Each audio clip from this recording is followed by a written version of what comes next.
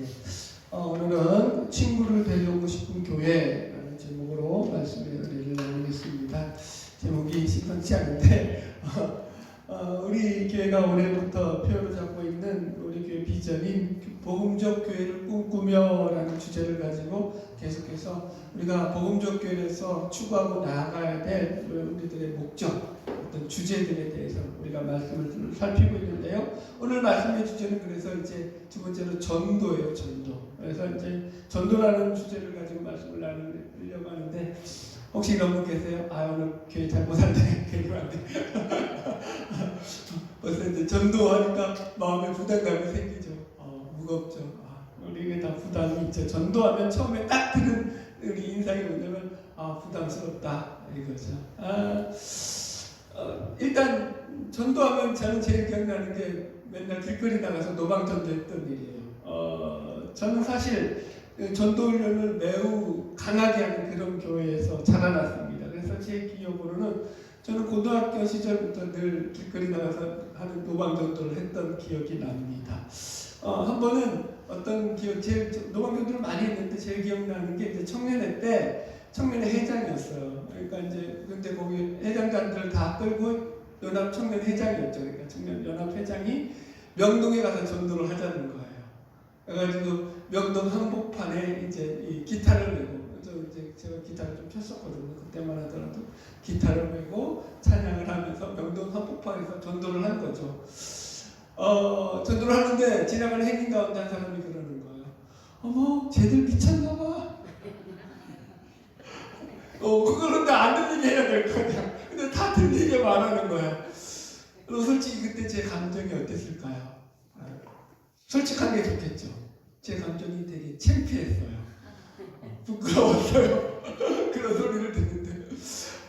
여러분, 솔직히 그때는 교회에서 전도를 하라고 하니까 하는 것이지, 내가 전도가 어떤 의미가 있고, 그런 특별한 어떤 목적을 가지고 했던 건 아니었던 거죠. 그러니까 무조건 하라고 해서, 그리고 또 이제 어떤 그래 청년회 회장인데 안 나갈 수는 없잖아요. 그러니까 억지로 나가는 거죠. 그래서 그렇게 전도를 했던 기억이 나는데, 물론 그렇다고 전도가 다 나빴다, 싫었다 이건 아니에요. 저한테 전도에 대한 좋은 기억들도 많이 있습니다. 때론 사람들한테 복음을 전하는데 사람들이 호응해 줄 때는 너무 좋았죠. 제 시절에는 전도에 가장 많이 했던 그 방법이 뭐였냐면은 사형리 전도였어요. 사형리. 딱 만나면 처음부터 뭘 물어봐요? 사형리를 아십니까? 세상에 자연 법칙이 있듯이 하나님과 사람 사이에 또 영적인 원리가 있습니다. 이러면서 시작하는 거죠. 그래서 제1원리는 하나님이 당신을 사랑하십니다. 이렇게 시작하는 거예요. 그때는 이제 이게 그러니까 많이 소문이 안 났을 때이기 때문에 좀 많이 먹혔어 사람들한테. 그래서 뭔가 들었죠. 근데 나중에 이제 도를 아십니까 나오잖아요. 그래서 그걸 같이 막 엇갈리면서 이제는 그것도 안 통하게 됐죠. 도를 아십니까 이러면 이게 이제 사형리를 아십니까 이제 그래가지고 이제 조금 시끄러져 버렸죠. 그것 때문에. 어떤 간에 그렇게 전도했던 기억이 납니다.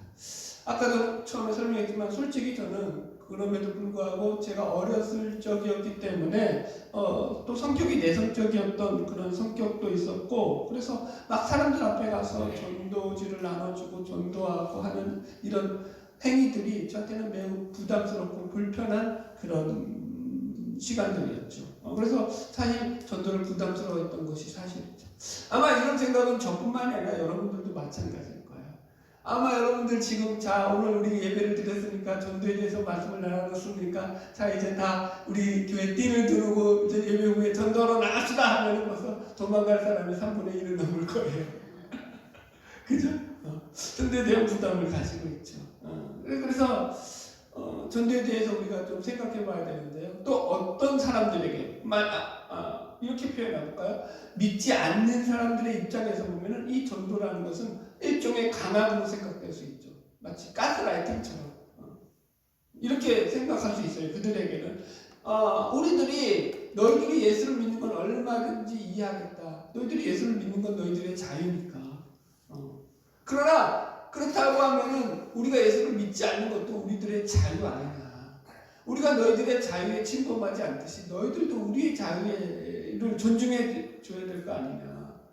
왜 그렇게 너희의 종교를 믿으라고 우리들에게 강압적으로 그렇게 종교를 강요하느냐. 그건 매우 무리하고 독선적인 일이다 라고 말할 수 있겠죠. 여러분들. 자, 그럼 여러분 보세요. 이렇게 믿지 않는 불신자들이 우리에게 이렇게 말하는 것처럼 이렇게 각자의 자유를 침범해야 하지 말아야 하기 때문에 그들에게 복음을 전하는 것이 과연 무리한 것이냐라고 우리는 질문해 봐야겠죠. 과연 그럴까요? 여기 앉은 분들은 아마 아무도 동의하지 않을 거예요. 그 생각에. 그러니까 여기 앉아 있으시겠죠. 사실은 여러분들 보세요. 왜 그런 생각을 우리가 동의할 수 없냐면은 복음이 가진 특별한 어떤 그 특징이죠.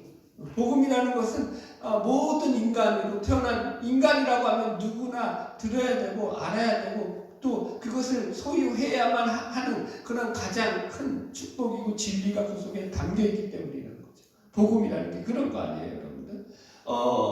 여러분 우리는 그 복음을 들어야 돼요. 왜냐하면 우리 인간은 영혼이라는 것이 우리 안에 있어서, 그죠? 우리는 영원한 삶을 살아가야 될 존재들이기 때문인 거죠. 그래서 그것이 복음 안에 담겨져 있기 때문이라는 거죠.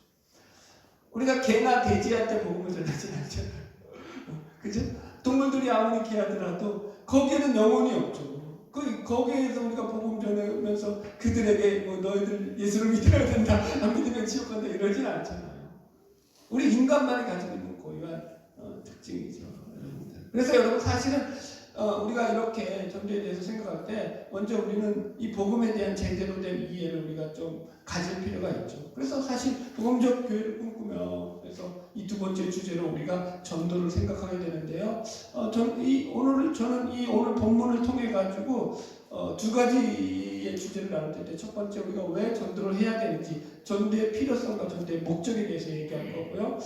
다음 주 그리고 이번 주에 다 못 끝냈어요. 다음 주에서는 전도의 방법들 우리가 어떻게 우리의 복음을 예수 그리스도에 대한 복음을 사람들에게 전할 수 있을 것인가에 대한 부분을 나누려고 합니다. 첫 번째 전도의 목적과 필요성입니다. 자, 우리는 왜 전도를 해야 할까요? 여러분들 물론 이 전도는 예수님께서 우리에게 명령하신 최고의 지상 명령이죠. 부활하신 예수님께서는 제자들에게 나타나셔서 말씀하시기를 너희는 땅 끝까지 이르러 내 증인이 되라 라고 친히 명령을 하셨고 이 예수님의 명령에 이 지상 명령에 순종함으로 인해서 우리는 지금까지 모든 그리스도인들은 예수를 믿고 난 뒤에 주의 복음을 증거하는 전도의 삶을 살아가고 있습니다. 이건 우리가 다 아는 내용이죠. 그러면 이 전도가 그럼 왜 필요하냐, 이런 전도가 왜 필요하냐라는 것을 우리가 좀 더 분명히 알아야지 전도에 대한 동기부여가 될 거라고 생각을 해요. 그죠? 우리가 전도를 해야 되는 그 이유는 아는데 그러면은 거기에 대한 동기부여가 되어야 될 거 아니에요. 어저께 이제 우리 이 큰아들하고 집사람하고 잠깐 이제 저녁에 설교 끝났지 TV를 보는데 뮤지컬 배우에 대한 그런 프로그램가 잠깐 나오는데 이 뮤지컬 배우가 자기의 그 역할을 해가지고 너무 최선을 다하는 거예요. 너무 열심히 분장을 하고 이제 거지 분장을 하는데 진짜 아주 분장을 하고 너무 열심히 자기 일에 노력을 하면서 그렇게 잘하길래 제가 그랬죠. 저 사람은 자기 그 직업에 자기 일을 위해서도 저렇게 열심히 하는데 우리는 하나님을 일을 위해 가지고 더 열심히 해야 될 텐데 그러니까 우리 큰아들이 그래요. 아빠 저 사람은 돈을 받고 하잖아. 돈을 받잖아. 그러잖아. 야, 우리는 그래서 제가 그랬죠. 야, 우리는 영생을 얻었잖아. 영생을 받았잖아. 그랬죠. 그러니까 우리 아들이 그래요. 아빠, 돈이 더 효과적이야. 사람을 움직이는데 돈이 더 효과적이라는 거죠. 그러면서 이 우스갯소리예요. 우리 아들하고 농담하는 거예요. 그러면서 영혼은 안 보이잖아. 그죠? 영혼이 안 보이니까 우리는 거기에 대한 소중성을 놓치고 있죠. 그러나 정말로 그죠? 세상에서 그 모든 것보다도 우리 영혼이 귀중하다는 걸 알죠. 왜죠? 왜냐하면 우리 영혼은 영원한 삶을 살아야 되잖아요. 이터널 라이프잖아요. 영생을 살아가야 될 존재이기 때문에. 얼마나 커요, 여러분들. 근데 그죠? 네. 그래서 우리가 전도에 대한 동기부여를 오늘 우리가 이 말씀을 가지고 나누려고 해요. 왜 우리가 전도를 해야 되느냐, 굳이 전도를 해야 될까라는 생각을 마음에 품고 오늘 말씀을 좀 나누려고 하는데요. 먼저 전도라는 것에 대한 정의를 잠깐 정리하려고 해요. 전도는 말 그대로 예수 그리스도의 도죠, 도. 그 그리스도의 복음의 도를 전하는 거예요. 그래서 복음의 소식을 전하는 거죠. 그래서 복음은 복된 소식, 기쁜 소식을 전하는 거예요. 그죠? 예수 그리스도의 구원의 소식을 전하는 거죠. 그래서 복음의 핵심이라는 것은 복된 소식, 기쁜 소식을 전한다는 거예요. 거기에. 그죠? 그게 복되고 기쁘다라는 게 거기 포인트가 있죠. 그죠, 여러분들? 제가 유황자의 복음에 대해서도 처음에 그 유래에 대해 설명할 때 그 마라톤 비유 들었잖아요. 그리스가 전쟁에서 승리했으니까 너무 좋아가지고 그 병사가 따라와서 우리가 이겼다 하고 죽었다고요. 그 복된 소식을 전하기 위해서 달려온 거 아니에요. 기쁜 소식. 만약에 패배했는데 그렇게 달려왔을까요, 여러분들? 전쟁에서 졌어. 그럼 달려와가지고 그렇게 목숨 걸고 달려와가지고 우리가 졌습니다. 그랬을까요? 안 그랬을 거예요. 그죠? 그래서 복음의 핵심은 기쁘고 복되다는 거죠. 그리고 그걸 누구에게 전하는 거예요? 전하는 대상이 믿지 않는 자들이죠. 복음을 모르는 자들이죠. 나는 그러니까 내가 복음을 알아야 돼요. 내가 복음을 모르는데 전할 수가 없잖아요. 그죠? 옛날에 있었던 일인데 제가 예전에 있던 교회에서 그 옆 교회에 다니던 어느 집사님의 이야기예요. 이분은 전도를 자신의 명예로 생각했던 분이셨던 것 같아요. 그래가지고 전도를 하는데 교회가 문제가 있었던 건 아니고 그 집사님 개인의 문제죠. 이분은 전도를 어떻게 하냐면은 꼭 믿는 사람한테 가가지고 믿는 사람을 막 설득해가지고 자기 교회를 데리고. 여러분 그렇게 하지 마시기 바랍니다. 여러분 다른 게 잘 되고 있는 분들을 전도하는 건 전도가 아니죠. 그 전도에 대한 잘못된 오해가 있는 거예요. 믿지 않는 자들에게 복음을 전하는 거라고요. 기쁜 소식을 전하는 거죠. 이제 오늘 본문을 들어가면서 이제 그래서 우리가 이 전도가 무엇인지를 구체적으로 이제 생각해 볼 텐데요. 오늘 본문은 예수님을 만난 한 사람이 전도자로 세워지는 이야기를 우리에게 들려줍니다. 그리고 그 사람은 바로 이 사마리아 여인이라고 나오죠. 이 사마리아 여인은 예수님을 만나고요. 그리고 예수님을 만남으로 인해서 자신 안에 있는 가장 그 깊은 자기 속에 있던 그 마음의 갈증을 해소받게 되죠.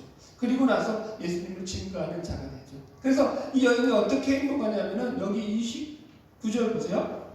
이렇게 나와요. 29절 봅시다. 시작. 28절이네. 28절 시작. 여자가 물동이를 버려두고 동네로 들어가서 사람들에게 이르되 내가 행한 모든 일을 내게 말한 사람을 와서 보라. 이는 그리스도가 아니냐 하니. 원래 이 여인은 이제 우물가에 물 기르러 나왔던 여인이잖아요. 근데 물 기르러 나왔는데 물을 기르던 물동이 자기가 하려고 했던 원래 목적은 다 잊어버리고는 물동이는 내팽개치고 어떻게 했다고요? 마을로 들어가가지고 사람들한테 자기가 만난 예수가 너무나 좋아서 예수를 전했다고요. 그죠?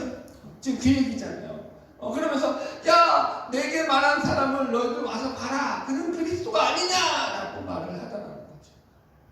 그래서 이 말을 듣고 사람들이 다 예수께로 몰려나와요. 그래서 이제 보세요. 결론적으로 볼까요? 30절 먼저 읽어볼까요? 시작. 그들이 동네에서 나와 예수께로 오더라. 그죠? 이 여인의 전도자의 초청을 받은 거죠. 그래서 이 여인은 어떻게 보면 최초의 사마리아 전도자죠. 그래서 41절 보세요. 사람들께 나와가지고 어떤 일이 벌어지냐면 시작. 예수의 말씀으로 말미암아 믿는 사람이 많아 그 여자에게 말하되 이제 우리가 믿는 것은 내 말로 인함이 아니니 이는 우리가 친히 듣고 그가 참으로 세상의 구주인 줄 알미라 하였더라. 이렇게 나와요. 그러니까 많은 사람들이 이 여인의 초청을 받아가지고 전도를 받아가지고 예수님께 나와서는 예수님의 말씀을 듣고 예수님을 믿게 되었다라고 성경은 지금 우리에게 알려주고 있죠. 이게 전도가 가진 가장 단순하면서도 가장 명확한 전도의 샘플이죠. 그래서 오늘 본문을 통해서 우리가 배울 것은 이 사마리아 여인은 도대체 어떤 경험을 했길래 이렇게 기쁨으로 자기 동네에 들어가서 예수님을 전할 수 있었는가를 살피려는 것입니다. 먼저 본문의 배경의 설명을 좀 들어봐야 되는데요. 원래 예수님께서는 갈릴리 땅으로 올라가시다가 이제 그 중간 지점에 있던 이 사마리아 지역을 지나가시게 될 때 이 지역에 들리신 겁니다. 그냥 사실은 그 당시에 유대인들은 사마리아가 상종하지 않았어요. 이방인들과 상종하지 않았기 때문에 보통 유대인들은 그 사마리아 땅으로 안 지나가요. 이렇게 둘러 지나가요. 예를 들어가지고 우리가 부산에서 서울로 올라간다고 칩시다. 그러면은 대전이 사마리아 땅이에요. 대전 사람 욕하는 거 아니에요. 여기 대전 사람 있으면 오해하지 마세요. 그런데 어떻게 갔냐고요? 대전을 거기 사마리아를 들르지 않기 위해 가지고 일부러 저기 충주 쪽으로 이렇게 돌아가지고 올라갔다는 거죠. 무슨 말인지 이해가시겠죠? 지금 그런데 보통은 그렇게 가는데 예수님은 그냥 그 사마리아 땅을 직진해서 들어가신 거죠. 그리고는 그 안에서 이 사마리아 여인을 만나게 된 것입니다. 그리고 성경을 보면은 이 예수님께서 사마리아 여인을 만났던 이 시간이 뭐냐면은 유대 시간으로 6시였다라고 나와 있어요. 유대 시간 6시. 그래서 이 시간을 우리 시간으로 바꾸면은 플러스 6을 하면 돼요. 그러면 난 12시가 돼요. 그러니까 난 12시에 예수님께서 햇빛이 쨍쨍 내렸다는 그 팔레스타인 기후는 더 덥잖아요. 지중해성 기후라서. 그 날씨에 이제 예수님은 이 여인을 만난 거죠. 왜 우물가로 가셨을까요? 더우니까 물 마시고. 그죠? 그리고 이들의 풍습 가운데서는요, 아무도 중동 사람들은 한낮에는 일을 안 해요. 움직이지를 않아요. 아마 지금도 그럴 거예요. 실제로 그 당시 중동의 이 전쟁 기록들을 보면요, 심지어 전쟁을 하다가도 낮에는 서로 이제 협의를 해가지고 휴전을 하는 거예요. 싸우다가 너무 더우니까. 왜냐면 싸우다가 죽는 게 아니라 더위 때문에 죽거든. 그러니까 싸우다가 휴전을 해놓고 잠시 멈췄다가 이제 좀 서늘해지면 다시 싸웠다는 그런 기록도 있어요. 그만큼 이 시간은 움직이지 않는 시간이에요, 사람들. 그때 지금 이 예수님이 우물가를 갔고 또 이 여인이 이 우물가에 나왔다라는 거죠. 그리고 예수님은 제자들에게 먹을 것을 구하려고 보내고요. 혼자 남게 됩니다. 그때 이제 이 여인이 물동이를 이고 물을 길러 나왔다라는 거죠. 자, 보세요. 여기서 우리가 추측이 가능하죠. 아까도 말씀드렸지만 낮에는 사람들이 움직인다고 했어요? 안 움직여요? 안 움직여요. 낮에 물 길러 오는 사람이 있나요? 없나요? 아무도 없죠. 그러니까 아무도 물 길러 오지 않는 그 시간대에 이 여인만이 물동이를 이고 물을 길러 우물가로 왔다라는 거예요. 그것은 일부러 이 여인이 사람들의 낯을 피해서 물을 길르러 왔다라는 것이고, 그렇다는 것은 이 여인에게는 사람들과 사람들을 피해야만 하는 그런 어떤 자신의 상황과 형편에 처해 있었다라는 거죠. 나중에 보면 이제 아마 다음 주에 될 거예요. 구체적인 내용들은 다음 주에 다루게 될 거고요. 오늘은 전도가 가지는 큰 그림만을 그려드리려고 해요. 자, 보세요. 어쨌든 간에 지금 이 여인은요, 사람들의 시선을 피해서 몰래 한낮에 우물가로 물을 기르러 왔고, 그러므로 말미암아 예수님을 만나게 되고 예수님과 대화를 나누고 난 뒤에 이 여인의 태도가 확 달라지게 되죠. 자, 28절 가볼까요? 오늘 읽은 말씀 28절. 같이 봅시다. 28절, 29절 시작. 28절, 29절 맞죠? 시작. 여자가 물동이를 버려두고 동네로 들어가서 사람들에게 이르되 내가 행한 모든 일을 내게 말한 사람을 와서 보라. 이는 그리스도가 아니냐 하니. 그죠? 지금 이 여인은요, 아까도 설명했지만 물동이까지 내팽개치고 사람들을 낯을 피해서 도망다니던 이 여인이 사람들 안으로 들어가서 지금 사람들에게 예수님을 소개하고 있더라는 거죠.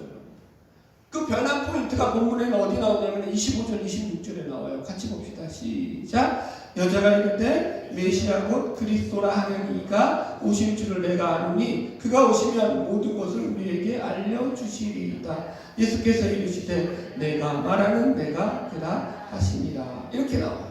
여기 보면 그러니까 지금 이 여인은 예수님을 만나고 나서 예수님께서 메시아라는 사실을 알게 되었다는 거죠. 그죠?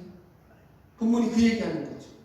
예수님이 메시아인 것을 알게 되자 이 여인은 진정으로 자신이 찾고 있던 삶의 의미와 삶의 목적을 발견하게 된 거죠. 그리고 나서는 그 기쁨과 흥분을 감추지 못하고 마을에 들어가서 복음을 전한 것입니다.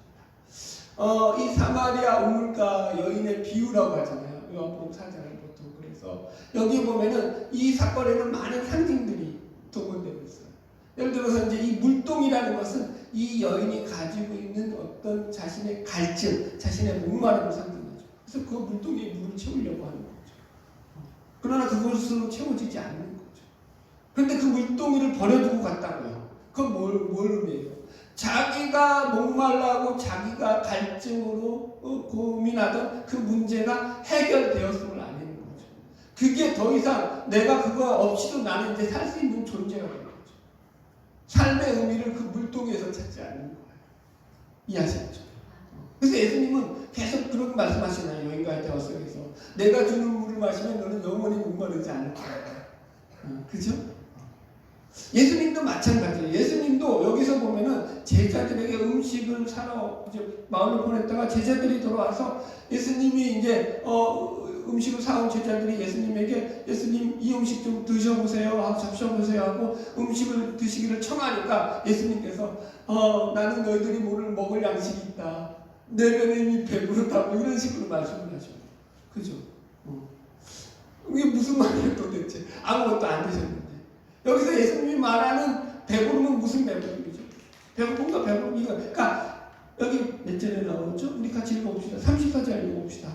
32절부터 34절까지 읽읍시다. 시작. 이르시되 내게는 너희가 알지 못하는 먹을 양식이 있느니라. 제자들이 서로 말하되 누가 잡수실 것을 갖다 드렸느냐 하니 예수께서 이르시되 나의 양식은 나를 보내신 이의 뜻을 행하며 그의 일을 온전히 이루는 이것이니라. 아멘. 예수님의 양식은 다른 거라는 거죠. 그죠? 하나님의 뜻을 이루는 것, 아버지의 뜻을 이루는 것이다. 이렇게 얘기해요. 그래서 아버지의 뜻은 뭐죠? 다른 말로 하면 한 영혼이 아버지를 만나는 거죠. 한 영혼이 살아가는 거죠. 한 영혼이 아버지와 관계 맺음이 회복되는 거죠. 이 여인처럼. 이 여인이, 사마리아 여인이 예수님을 만나고 그 영혼이 새롭게 변화받고 회복된 것이야말로 아버지를 만나는 거죠. 그리고 나서 그 기쁨을 지금 예수님께서 나의 배부름이다 라고 설명을 하더라는 거죠. 여기서 우리가 전도를 왜 해야 되는지, 전도의 목적과 필요성에 대해서 분명한 이유를 발견하게 됩니다. 여러분, 그래서 전도라는 것은 먼저 우리가 이렇게 생각해야 돼요. 내가 가진 것들, 혹은 그것이 내가 먹고 마시는 일이 되었든지 간에, 물질 문제가 되었든지 간에, 혹은 인간 관계가 되었든지 간에, 어떤 것이든지 내 안에 있는 이 목마름과 갈증이 일단 먼저 해결을 받아야 되는 거예요. 네. 처음에는 저는 이것을 어떻게 적용했냐면, 이거 너무 과하지 않나? 우리 영혼의 문제만 해결받고 나면은 거기 속에서 이제 나머지 것들이 풀려지는 게 아닌가라고 생각을 했어요. 근데 곰곰이 생각해보고 묵상해보는데 그게 아니에요. 영혼의 문제만 해결되죠. 우리가 가진 everything, 모든 문제가 해결받아야 되죠. 그거는 이해하시겠어요? 우리가 느끼는 갈증이 그게 어떤 갈증이 되었던 그 갈증이 먼저 해소가 돼야 돼요. 그래야지 그분 앞에 나와서 참 기쁨을 누리고 맛보게 되는 거죠. 보세요. 인생의 문제, 인생의 의미가 정리가 안 될 거예요. 인생의 의미가 정리가 안 되면 내가 그 정리 안 된 것 가지고 나가서 다른 걸 못 한다니까요. 여러분, 우리가 그리스도인이 되었다는 것은 우리의 삶이 먹고 마시는 것만으로, 혹은 우리가 어떤 문제를 해결하는 것만으로서, 부자가 되는 것만으로서 행복할 수 없다라는 것을 깨닫게 되었다는 거죠. 옛날에도 얘기했지만 서브프라임 모기지론이 미국에서 발생했을 때, 그때 이제 그러면서 경제공황이 대공황이 오면서 그때 엄청난 부자들 가운데 죽어나가는 사람들이, 자살하고 죽어나가는 사람들이 엄청 많았죠. 우리의 생각으로는 그들은 엄청난 부자였어요. 우리가 생각하면 그들은 세상에서 이룰 수 없는 모든 것들을 다 이뤘다라고, 우리가 추구하는 행복이라고 말할 수 있는 그런 것들을 다 누리고 살던 자들이었죠. 그런데 다 죽어나갔죠. 그게 행복이 아니라는 걸 역사는 증명하죠. 여러분, 우리가 진정한 삶의 의미를 발견하게 되었을 때, 그리고 우리가 행복의 가치를 발견하게 되었을 때 그걸 전할 수 있는 거죠. 그래서 팀 켈러 목사님이 쓰신 답이 되는 기독교라는 책을 보면은 이런 내용이 나와요. 인간이 왜 살아야 하는지에 대한 인간의 삶의 의미를 찾기 위해서 수많은 철학자들과 인문사회 과학자들, 그 다음에 작가들이 이 삶의 의미를 찾으려고 발버둥을 쳤지만 결국 삶의 의미를 찾지 못했다는 거예요. 인간의 삶의 의미에 대해서. 왜 이들이 삶의 의미를 찾으려고 했냐면 사람들은 누구나 다 그렇죠. 어떤 그 삶의 의미를 그 삶에 부여해줬을 때 그 삶이 훨씬 가치 있다라고 느끼기 때문이죠. 예를 들어 볼게요. 이런 거예요. 러시아 제국주의 시절에 이 제수들에게 내렸던 러시아인들의 형벌 중에 하나가 뭐냐면은 저 시베리아 동트 어느 땅에 가가지고 무조건 땅을 파는 거예요. 제수들은 이제 뭐요? 밖으로 내보내 아침에 밥 먹이고 그리고는 하루 종일 땅만 파는 거예요. 어느 땅을 팠어요. 그리고는 땅을 파면 이제 해수렵품 되면 그 땅을 다시 그걸 도로 붓는 거예요. 파는 대로. 그리고 들어오는 거예요. 의미가 없는 일만 시키는 거예요. 그걸 여러분 보세요. 1년 동안 한다고 해보세요. 멘탈이 나갈까요? 안 나갈까요? 멘탈이 완전히 박살나요. 인간성을 파괴해버리는 거죠. 그게 그 러시아 제국의 형벌 중에 제수들을 다는 형벌이었어요. 그럼 봐보세요. 여기서 조금만 바꿔볼게요. 자, 너희들이 여기서 땅을 열심히 파. 그럼 이 땅에는 아마 다이아몬드가 나올 거예요. 금색이 묻혀있어. 여러분 열심히 박사가 안 박아요. 그게 1년이라고 해도 지도하지 않을 거예요. 아마 최선을 다해서 팔걸요. 아빠 돈이 가장 효과적이야. 그 말이 아주 뇌리에서 떠나질 않아요. 그럼 그런 또 하나를 예를 들게요. 실제적으로 있었던 이야기인데 이것도 요양시설에서 어느 의사가 이 치매에 걸린 노인들에게 각종 애완동물을 기르도록 하면서 이 동물들을 관리하고 이 동물들에게 이름을 지어주면서 이들을 돌보는 역할을 맡겼다고 합니다. 그러니까 쉽게 말해서 이 노인들에게 삶의 의미를 부여한 거죠.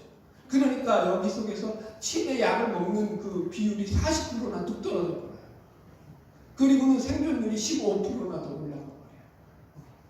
죽어가는 사람의 숫자 갑자기.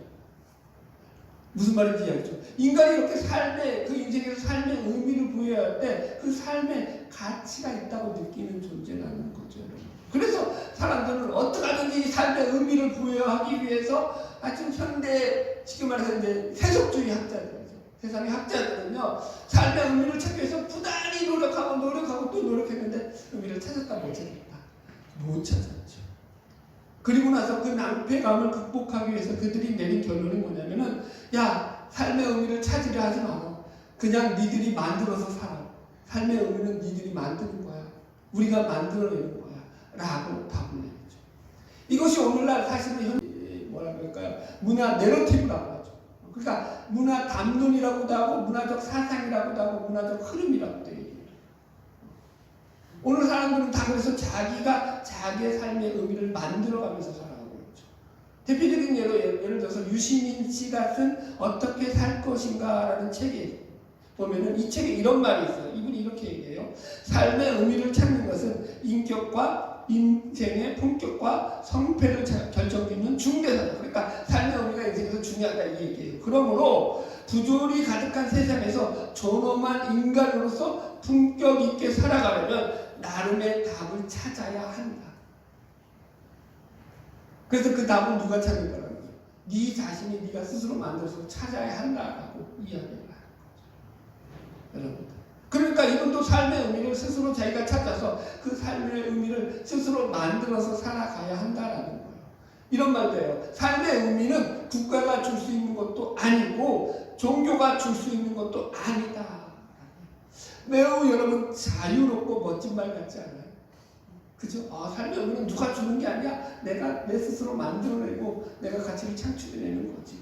라는 거죠. 그러나 여러분들 이 세속주의의 주장에 대해서 티켈러 목사님은 이것이 마치 인간을 태평양 한가운데 빠뜨려 놓고는 아무 동력 장치도 없는 보트 한가운데에다가 그냥 이거 젖는 노 하나 딱 주고 거기서 살아남아 봐라 라고 얘기하는 것 같은 매우 잔혹한 짓이다 라고 설명을 하죠.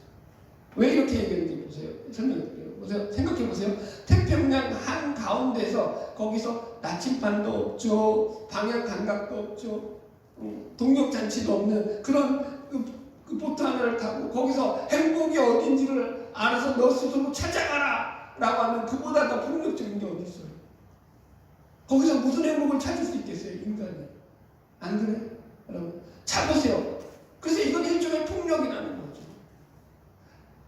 우리가 그럼 좀 비교해 봅시다. 여러분, 인간이라는 존재가 태평양 바다보다 그 마음이 깊지 않습니까? 인간이라는 존재의 삶이 태평양보다 더 복잡하면 복잡하지 덜 복잡합니까? 그런데 그 가운데 노 하나 딱 갖다 놓고 네가 인생의 방향을 정해라. 그보다 잔인한 얘기가 없죠. 폭력적인 게 없죠. 여러분, 우리는 누구나 다 각자의 삶에서 인생의 바다를 헤엄치며 살아가고 있죠. 그 태평양 한가운데 바다보다 훨씬 더 넓고 깊은 그 인생의 바다 속에서 우리는 살아나려고 몸부림치며 살아가고 있죠. 그런데 그 삶 속에서 정작 보세요. 우리가 스스로 답을 찾으려고 했을 때 그 답이 보이던가요? 여러분, 우리가 지금 아무리 열심히 살아간다고 한들 당장 내일의 삶에 어떤 일이 일어날 수 있는지 장담할 수 있는 인간이 한 명이라도 있나요? 아무도 없죠. 어떤 분들은 잘 다니던 직장 가운데서 그죠? 쫓겨날 수도 있을 거예요. 또 어떤 분들은 갑자기 집안에 가족이 사고를 당하는 일도 일어날 수 있고, 아프지 않던 분에게 갑자기 몸에 질병이 찾아올 수도 있죠. 제가 부정적인 얘기를 하려는 게 아니라 얼마든지 우리에게 이런 일이 닥칠 수 있다라는 거예요. 여러분, 정말 자기의 건강을 위해서 최선을 다하면서 건강한 몸을 유지하려고 애쓰면서 그렇게 노력하면서 살았던 어느 목사님이 있죠. 그러나 흑사병으로 그냥 덧없이 죽어버렸죠. 자기가 건강을 관리하는 것도 어느 정도 한계죠. 인간의 운명과 인간의 그죠? 인생을 본질적으로 내가 이게 컨트롤하고 내가 책임질 수 없다라는 거죠. 여러분, 그래서 우리 인생을 우리가 아무리 잘 산다고 한들 우리 스스로에게는 장담할 수 있는 게 없다라는 거죠. 제가 가끔 쓰잖아요. 장담하지 마세요. 장담하지 마세요. 저는 여러분들에게 장담하지 않아요. 그죠? 우리는 그렇게 여러분 대단한 존재가 아니죠. 그래서 팀 켈러 목사님이 인생의 의미는 우리가 지어내거나 만드는 것이 아니라 발견하는 것이다 이렇게 얘기해요. 인생의 의미는 발견하는 것이다. 하나님의 말씀을 통해서 하나님을 점점 더 알아가면서 우리의 삶 속에서 하나님께서 우리를 만드신 삶의 목적과 의미를 하나하나 발견해 나감으로 우리의 삶의 의미와 목적을 만들어가는 거예요. 발견해서 만들어간다고요. 우리가 여러분들 스스로 만드는 게 아니라. 이해하시겠죠? 그래서 이런 거죠. 인간은 모두 하나님의 형상으로 만들어진 존재이기 때문에 우리가 하나님을 알아가게 될 때 그분으로부터 우리가 이제 삶의 진정한 의미와 목적을 우리 스스로 우리 속에서 그것을 발견하게 되면서 행복이 무엇인지를 찾아가게 되는 거죠. 예화 하나 드릴까요? 이번에 이제 Sing Again 3라는 프로에서 이게 이제 가수들이 노래 경영을 하는 프로예요. 그게 이제 노래해가지고 이제 경영하는데 여기서 1등을 한 사람이 홍희삭 씨라는 분이 1등을 했어요. 뭐 이분에 대해서 그렇게 잘 알지는 못하지만 이 사람이 먼저 이 세상 노래 가수이기 이전에 가스펠 싱어송이라는 복음성가 가수였다는 걸 제가 알고 있어요. 이분이 그래서 하나님의 세계라는 곡을 썼는데 저는 이분이 기독교인이라서 일단 좋았어요. 이분의 부모님은 교육가시면서 선교사예요. 그래서 지금도 우간다에서 선교사로 일하고 계시죠. 그래서 처음에 이분이 가수로 알려지게 된 계기가 되게 재밌는데요. 이분은 이제 버클리 음대일 거예요. 제가 지금 정확하게 얘기하는데 좋은 음대에 들어갔지만 그 담당 교수로부터 너는 부정교합이 있어서 이대로 노래하는 것은 너에게 앞으로 더 발전이 없을 거야. 너는 여기까지가 너의 한계야 라는 그런 소리를 듣게 되죠. 근데 양악수술을 받아야 되는데 돈이 없죠. 그래서 이제 음대를 갔다가 휴학을 하고 거기 속에서 이제 어떻게 시간을 보내면서 좀 다운되는 시간들이죠. 자기 인생 가운데서 우울한 시간들을 보내면서 여튼 한국에서 그래서 어느 교회에서 초청을 해가지고 찬양을 부리러 갔다가 거기 속에서 한 교인의 도움을 받아서 양악 수술을 하게 된 거예요. 이 양악 수술을 하게 되는데 이제 자기가 이게 그냥 일반인이라면 상관이 없는데 이 사람은 자기가 가수잖아요. 이 수술이 조금이라도 잘못되면 자기의 가수의 생명으로서의 생명은 끝이 나는 거죠. 그러니까 이게 사실 자기한테 매우 긴장되고 떨리는 수술이었던 거죠. 그러면서 이제 그때 자기가 수술 받기 전에 가장 힘든 이때에 그가 지었던 곳이 하나님의 세계라는 곡이에요. 이 곡으로 유명세를 타죠. 이 곡으로, 이것으로 사실은 이 홍의상이라는 이름을 알리게 돼요. 사실 많은 사람들이 불러주고, 그래서 신문대회까지 사실은 나가게 된 그 계기가 되는데, 이 하나님의 세계라는 그 가사가 너무 좋아요. 이 사람이 가장 힘들 때 지은 곡이라는 게 이게 또 포인트죠. 이 곡의 가사 제가 읽어드릴게요.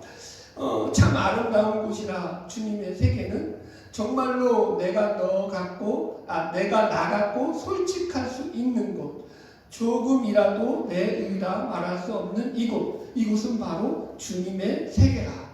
세상은 항상 말하네 그 길이 아니라고, 굽디 고운 길이 있는데 왜 힘들게 사냐고, 단순한 선택조차 내게 버겁기만 한 곳, 그래도 나는 주님만 따르리. 참 아름다워라 주님의 세계는 저 솔로몬의 옷보다 더 고운 백합화. 주 찬송하는 듯 저 맑은 새소리, 내 아버지의 지으신 그 솜씨 깊도다. 오 깊도다, 오 깊도다. 나는 계속 걸어갑니다. 수없이 넘어져도. 여기서 제가 마음이 딱 왔어요. 나는 계속 걸어갑니다. 수없이 넘어져도. 나는 계속 걸어갑니다. 수없이 넘어져도. 사람들의 방향과는 조금 다르다 해도 내가 가는 길이 주가 가르쳐준 길이니, 사람들의 방향과는 조금 다르다 해도 내가 가는 길이 주가 가르쳐준 길이니 이곳은 바로 주님의 세계라. 멋있잖아요. 이게 전도죠. 이게 복음이죠. 이 청년이 하는 말이 그거예요. 중요한 것은 내 중심에 하나님이 있느냐 없느냐라는 거예요.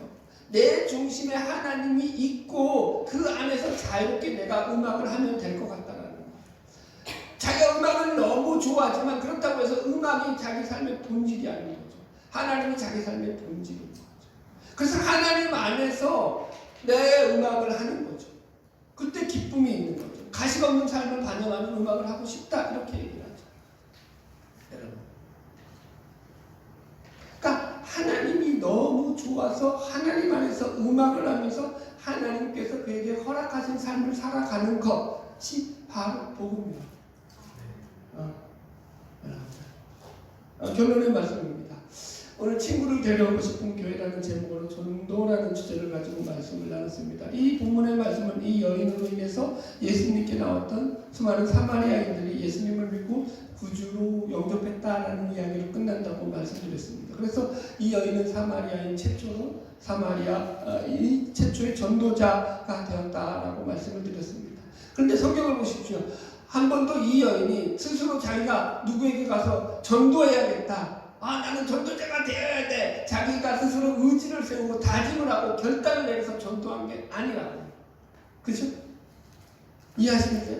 심지어 자신은 지금 자기가 전도자로 일하고 있다는 것조차도 의식을 못하고 있다고요. 내가 전도자야라는 의식을 안 가지고 있어요. 그냥 그녀는 자기가 얻은 기쁨과 그녀가 얻은 그 즐거움을 사람들에게 다가가서 그것을 이야기한 거고, 사람들은 그 얘기를 듣고 반응을 하는 거죠. 이게 바로 전도죠. 내가 내 안에 있는 예수, 내 안에 있는 복음이 좋아서 그걸 전하는 거예요.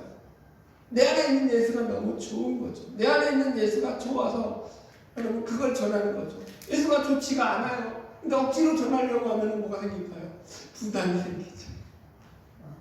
여러분, 제가 이렇게 할까요? 예수님을 억지로 좋아하지 마세요.